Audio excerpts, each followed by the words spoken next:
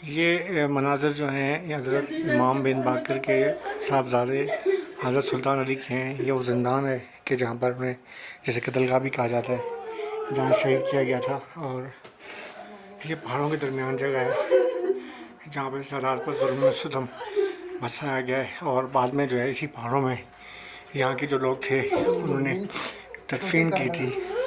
इस इलाके को छोटी करबला भी कहा जाता है और ये पहाड़ों के बीच में है, बहुत ऊंचाई पर है। और इस वक्त जो है यहाँ पर तामीराती काम जो है जारी है। और इमामज़ादा आपको मैं मज़ीद जो है व्यूज़ दिखा रहा हूँ यहाँ के कि काफ़ी ऊंचाई पर ये ज़िंदान वाक़या है। और लगभग मुझे नहीं अंदाज़ा कि कितनी हम सीढ़ियाँ चढ़ के यहाँ पर आए।